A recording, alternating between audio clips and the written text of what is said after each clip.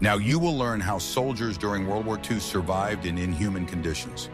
This video will change your perception of history. Winter in war is not a landscape or poetry. It is a silent threat that steals strength faster than any enemy. Soldiers learn to conserve heat as they would guard ammunition and bread. Every method they find is a small victory over the cold and fatigue. Watch the video to the end, and you will learn how World War II soldiers cheated death in winter by turning simple things into reliable shields against the cold. Want to see the hidden code that changes everything? In winter on the front lines, warmth is not a luxury, but a prerequisite for combat readiness. It was achieved not only with stoves and heaters, but also with discipline, order, and habits. It was a daily calculation where every little thing worked for survival, and where the ingenuity of the rank and file was no less important than the commander's orders. The east wind did not discriminate. In the dugout, warm air was kept low and covered with fabric. Trips for water and firewood were coordinated with the drying of clothes. Any leak in the roof was considered an emergency. It was dealt with as quickly as a malfunctioning weapon. The British valued the dry order of small things. Socks were dried on the body, not by the fire. Raincoats were tightly fastened, creating a vent for moisture to escape. Tea was heated in a mug over a candle to save fuel. Order became warmth, not just a rule. The Americans loved windbreaks. They made them out of boxes and raincoats. This saved the heat of candles and fuel tablets. Simple shields reduced fuel consumption by half. It was like quiet trench engineering. Soviet soldiers relied on the collective. They changed guards more often so as not to get cold without moving. Paired shifts warmed their hands on one mug. They rewound their foot cloths together and without argument. Here, warmth became a common task. The Germans loved precise details. They carefully stuffed their insoles and dried their boots on poles. In the dugout, they put a shelf under the ceiling to keep their things warm. Even a box from a dry ration could become a screen. They saved every degree there. Winter made people simpler and more attentive. Everyone considered their own warmth to be the common reserve of the unit. A spare rope for drying hung in the corner. A rag hung on a nail to wipe wet gloves. And all this was as important as ammunition. This is how the heat strategy was born. It was not mentioned in reports or orders. It was written with hands, ropes, and tin cans. It kept the fighting force afloat, and it taught them to value small things more than loud words.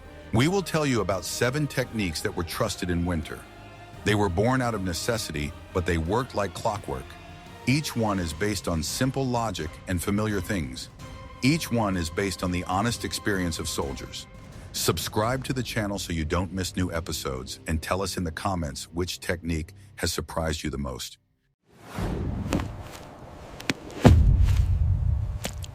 Are you ready to learn the truth about the most underrated winter secret? Warm feet are half the battle against the cold. There were no drying cabinets in the trenches, so the soldiers invented a ritual for completely dry feet. It started with the right fabric and ended with iron discipline. Foot cloths saved the day when socks failed. They were cut from baize or flannel. They were twisted tightly without folds or gaps. One was dried on the body, the other was worn on the foot. The rotation was not broken under any circumstances. The British relied on socks and foot cloths, but the essence was the same: frequent changes and drying. Dry fabric retained air better. Air warmed better than any lubricant, and excess moisture is the main enemy of warmth. Americans like to insert cardboard insoles. A felt lining went on top. This gave the foot a dry floor above the boot. Moisture went down, heat stayed up. Simple geometry worked better than fancy words. Soviet soldiers rubbed their feet with grease. This protected the skin from moisture. On top, they wore dry foot cloths and thick bandages. Then they aired them out, changed them, and dried them. And the cycle began again with dry feet. The Germans carefully hammered nails into the heel. This allowed the insole to be ventilated from below. It provided light air circulation. Moisture went to the sole and got stuck there. Useful heat remained on top. Everyone appreciated having their feet checked by a comrade. Not out of whim, but out of winter experience. A second pair of eyes could see if the laces were crooked. They would tighten and adjust them before it was too late. It was a concern without unnecessary words. The main rule was simple: change, dry, air, change again. Any pause was punished by cold, any rush by excess moisture. Patience made the foot warm and strong. Would you trust your winter to a foot cloth rather than a sock? Write what you would choose and why. And by the way, in the next chapter, you will see a secret passed down from generation to generation: how newspaper and straw were turned into reliable insulation for shoes and clothing. What you have never seen is the power of paper in the cold. Newspapers rustle, but they warm with air, not loud headlines. They were placed under undershirts and in sleeves. They were torn into strips and laid in boots. Straw did the same thing, only thicker and drier. Soldiers learned from barns and carts. Straw held air like a mattress. It was changed more often than you might think. Wet straw is worse than a rag. Dry straw, on the other hand, provided a light thermos in your boots. Newspaper went between the shirt and the jacket. It rustled, but it worked honestly and simply. It caught the wind and cut off the draft. Under the overcoat, the sound disappeared. Only the warmth remained. In the boot, the newspaper became an insole. It was changed twice a day. The top layer absorbed moisture. The bottom layer remained warm and dry. This created a multi-layer for the foot. Americans loved layering. Newspaper, cardboard, felt, socks. The whole stack cost pennies, but it saved strength and health. Here, strength lay in the number of layers. Soviet soldiers valued straw under their bunks. It dried the air in the dugout. At night, it was fluffed up and changed. In the morning, they took out the damp portion. In the evening, they brought in a new, dry and warm one. The Germans liked neat inserts. The straw was put into bags the size of a boot. They were changed quickly and without loss. The foot remained dry all day. In the evening, the bags were dried by the shield. Paper was not in short supply. It was found in boxes and archives. It was cut evenly and without luxury. It was silently appreciated, like good news. It was the rear guard of warmth in any company. Straw was bulky but honest. It was heard, known, and cherished. It warmed without electronics or chemicals. It made the foot lighter and more patient, and it helped to live until spring. Winter loved simple things. Newspapers and straw saved us where loud plans fell silent. They were a low but reliable source of warmth. They restored the body's right to movement. They always worked when our hands did not give up. Are you ready for the shocking truth about warmth without fire? A silent flame is a warmer that doesn't give you away. Coal, catalytic, or a simple trench candle. All of these warmed hands and dried gloves, and they didn't blow smoke into other people's eyes. Americans and British people loved charcoal warmers. Small coals smoldered in a metal case. Air flowed through tiny holes. The smoldering was slow and steady. Hands regained sensitivity and strength. Catalytic warmers provided clean heat. Inside, there was fabric and a catalyst. Fuel vapors oxidized without a flame. The heat was gentle and long-lasting, and there was almost no smell. Soviet soldiers often made their own. They took a can, cardboard, and wax. They got a candle that lasted for several hours. They hid it behind a tin screen. That way, the light didn't escape through the cracks. The Germans made small stoves out of pipes. They covered the flame with a cap with slits. The heat rose, and the light remained inside. They dried gloves and foot cloths nearby. Everything worked quietly and economically. Any warmer was valued for its predictability. In the cold, predictability means confidence. You know when your fingers will warm up. You know how much fuel you have left. This gave you strength and patience. The secret was in the screens and the distance. The screen held the light and directed the heat. Hands were warmed in turn, without fuss. Gloves were dried from the edge, without haste. This way, things lasted longer. The flame was disciplined, like a platoon on the parade ground. No wide tongues or thick smoke, only steady smoldering and short sessions. This preserved the shelter and peace, and gave people a chance to rest. A warmer is a bridge to work, Warm your hands, rewind your foot cloth, load your magazine. Everything was done quickly and without unnecessary gestures. The warmth brought people together as one, and it restored simple attentiveness. Sometimes the hot water bottle was shared between two people, 5 minutes each without argument. This taught equal patience and brought people closer together silently without words. Warmth became a common cause. Which warmer do you think is more reliable? Coal, catalytic, or from a can, and why? In the next chapter, you will learn what was found in the old archives, how snow and wind were turned into allies, not enemies. Get that higher. No hooks, just simple facts and honest experience. Snow is not only cold, but also a material. It was used to build walls, shields, and bunks. It held its shape and muffled the wind. It changed sensations in a minute. In the forest, windbreaks were made from branches and snow. The wind lost its strength and the heat was retained. We pulled the raincoat tent low to the ground. We sprinkled snow on the edges for sealing, and we got a quiet corner. In open areas, they dug dry pits. They removed the snow and lined the bottom with spruce branches. They pulled a raincoat and capes over the top. Inside, it became quieter and warmer. The air stopped biting their faces. In the trench, snow was used to line the walls. This stopped it from falling. The path to the dugout was trampled down. The edges were cut with a shovel under the knife. The passage was dry and strong. Soldiers learned to set up camp downwind, with their backs to the forest and their faces to the open. They placed their shields in tiers. They hid the flames behind a partition, and they didn't worry about smoke. They insulated the roof with snow. They piled it evenly without gaps. It muffled the whistling of the wind at the joints. They left a ventilation window. That way, the heat didn't suffocate the people inside. Fir branches and straw were laid underfoot. Dry bedding is more important than a second overcoat. It created a pause between the body and the cold, and it caught the damp heaviness of the earth. It was soft and quiet above. Duties were coordinated with the snow.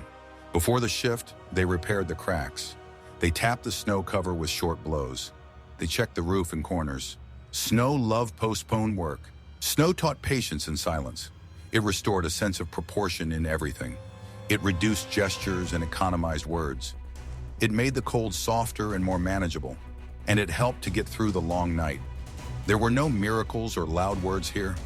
There was only the honest labor of shovels and branches, and harmony with the wind, which stopped howling. Snow became a partner, not an enemy, so the front breathed more calmly. What if everything you've been taught is outdated?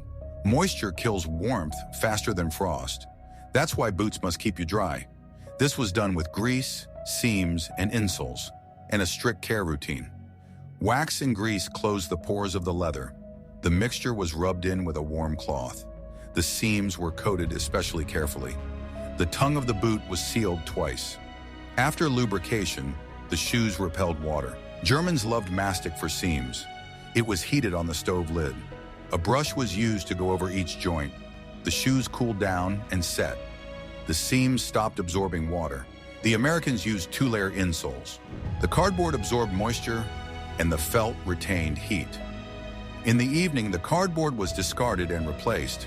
The felt was dried over the screen. This way, the cycle was not interrupted.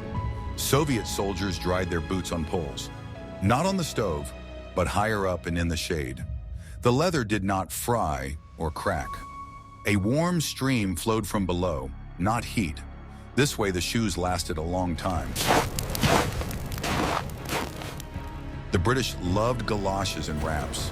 They cut the wind and kept things dry. Galoshes prevented snow from getting into the cracks. The wraps covered the boots tightly. A simple strap saved energy. Lacing and wrapping were done without haste. Folds are the enemies of dryness and warmth. They were caught with the hands and corrected immediately. This took minutes, not hours, but hours of peace of mind were saved. The grease was stored in a small jar. It was issued to the departments according to the norm. It was cherished like fuel for the stove. It was not spent on shine, only on honest dryness. Do you believe wax more than a membrane, and why? In the next chapter, you will see the hidden truth that everyone is silent about. How an ordinary stone in a bottle of hot water changed the night in the dugout. A stone warmed by the stove gave off heat slowly. It was wrapped in a cloth and placed at the feet. A hot water bottle worked the same way, and it often saved half-asleep guards. The stones were chosen to be dense and without cracks. They were heated carefully and slowly. An overheated stone could crack. A warm one would retain its heat until morning and did not require fuel during the night. The bottle was closed tightly and simply. The cork was checked and wrapped in cloth. It was placed at the calves and knees. This way, the warmth spread throughout the body and did not interfere with rest. The person on duty monitored the hot water bottles. They changed the stones for those who were cold. It was quiet night work. No commands or unnecessary words. Only what was possible and necessary. The Germans used bricks from the stove. They were handed down from above without fuss. They were placed in socks and sleeves. The screen kept the heat under the bunks. It made people feel better. Soviet soldiers liked flasks and woolen covers. They warmed them up with tea, then they put them under their greatcoats near their stomachs. The body warmed the body without unnecessary fuss, and normal sleep came. The British used tin hot water bottles. They filled them with water from the boiler. They rearranged them every 2 hours. It was an equal exchange of heat and respect for the weak. The Americans put heat pockets in their sleeping bags. They put stones and bottles in them. The seams kept the heat closer to the body. At night, they saved their strength for the day. In the morning, they got up refreshed. A hot water bottle is not a luxury. It is a tool that pays for hours of sleep. It makes the morning bearable and productive. And it gives meaning to steps in the snow. It's hard to forget such a small thing. Fuel tablets and dry alcohol provided short-lived heat. They warmed the water in the metal of the mugs. Tin screens turned the heat into silence and saved every spark. The Germans and British appreciated folding stands. They held the mug above the flame. The air flowed freely and evenly. The heat did not escape into the void. The water boiled quickly and quietly. The Americans liked box-shaped screens. The wind did not blow inside. The candle and tablet burned longer. Hands had time to warm up without risk, and shoelaces dried quietly. Soviet soldiers made stoves out of cans. Holes provided draft for the flame. A wire mesh covered the top. Tea heated without fuss, and there was almost no light escaping. Foil and lids worked as reflectors. The heat went to the hands, not into the air. The screen was built in a minute, from scraps that were at hand. It was a small engineering feat. The tablets were used according to the norm. No one wasted them for beauty. They were stored dry and separately, away from wet clothes and snow. It was the fuel of discipline. Fire is a risk, but a controllable one. It was hidden and extinguished in advance. In the dugout, everyone knew their place and the order of movements around the fire, so the heat did not become a problem. The mini stove was more than just iron. It was a meeting place and a place of silence. It brought back voices and smiles. It took thoughts away from the cold, and that meant it gave strength. Every gram of fuel was like an extra hour of sleep. It was guarded like a map and a compass. It was counted aloud and mentally, and it was divided so that there would be enough for tomorrow. It was a real heat budget. This is how a useful habit is born. Don't waste, but direct precisely. Be more patient than the wind behind the wall, and warmer than the frost thinks. Then the day will turn out right. Movement defeats the cold where fire cannot. A short warm-up every 20 minutes works wonders, especially for the fingers and shoulders. You notice it right away. The buddy system divides the warmth between two people.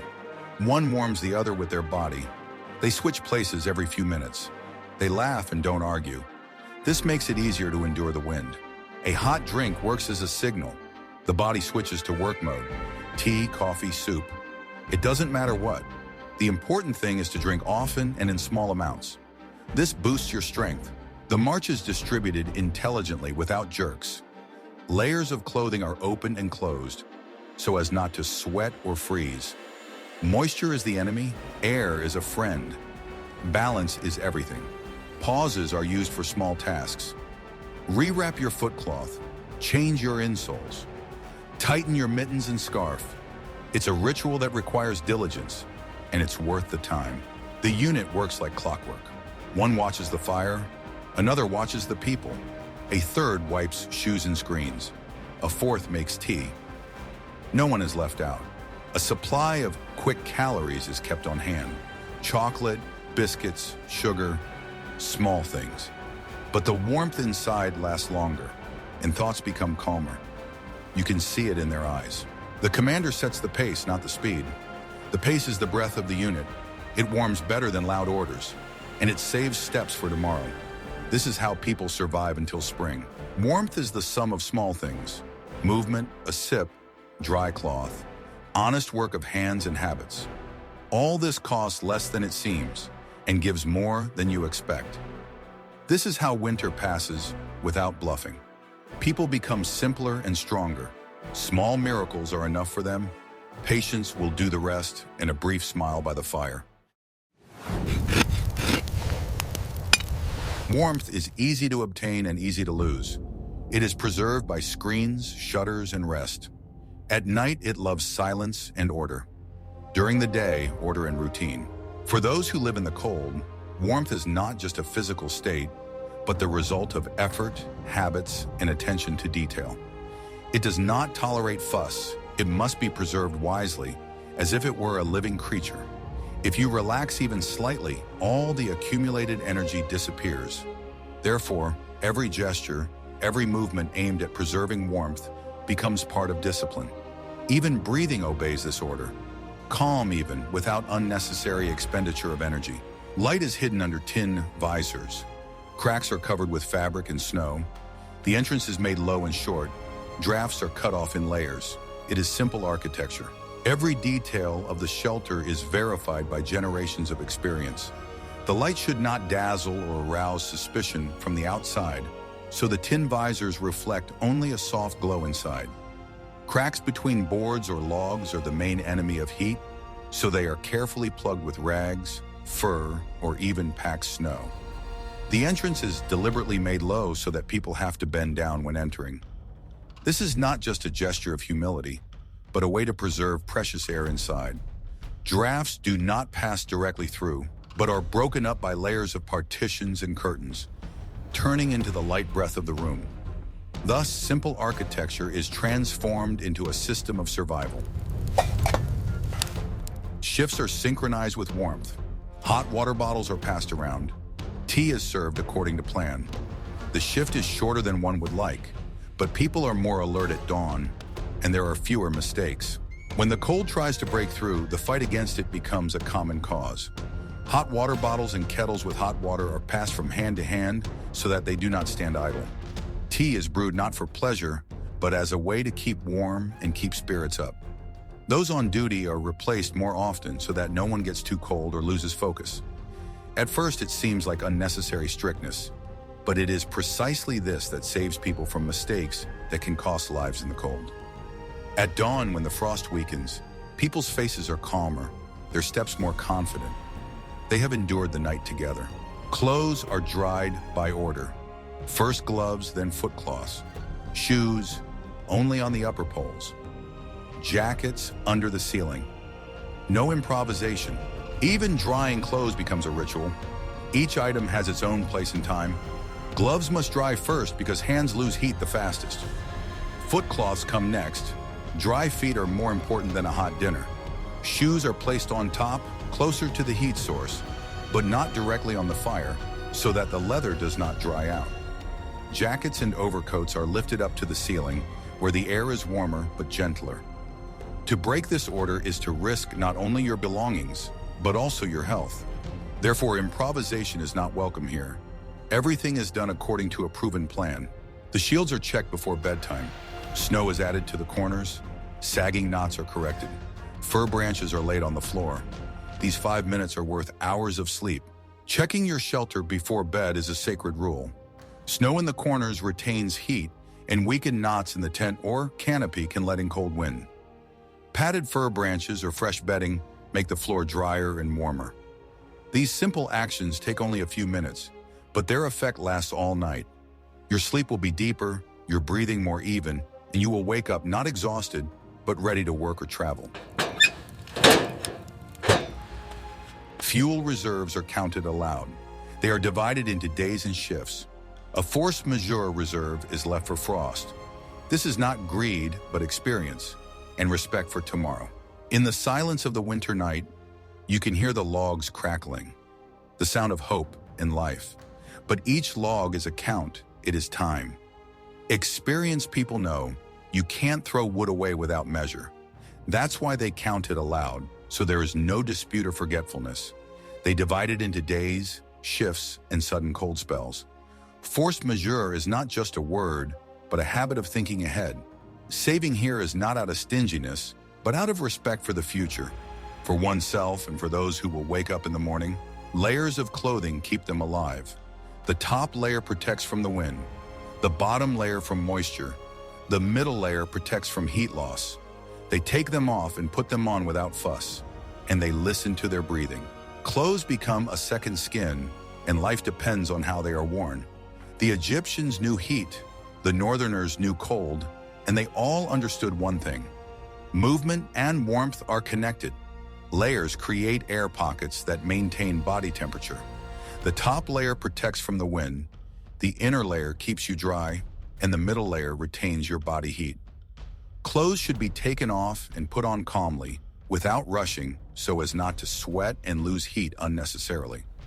When everything fits correctly, a person feels their breath and hears their body regulating its own rhythm. A warm room is people and their habits. Someone silently repairs a seam. Someone changes a friend's insole.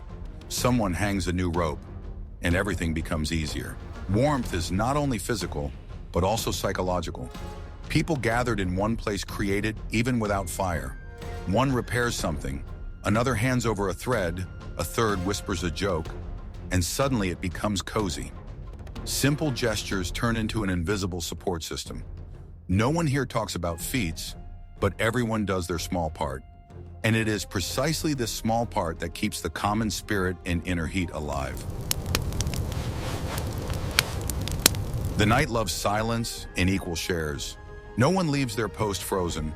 No one sleeps in a wet sleeve. It's simple justice and a strong morning gait. Justice in the cold is measured not by words but by deeds. If one suffers from the cold, it means that someone did not share their warmth. Therefore, night shifts are distributed equally. Everyone must endure, but no one should suffer. Shared warmth is a shared responsibility. In the morning, this is evident in the gait. Confident steps, cheerful faces. People know they have not been abandoned, and so they move on. This warmth stays with people. It becomes part of discipline, and a quiet knowledge that does not shout, but always comes at the right time, and keeps the shoulder steady.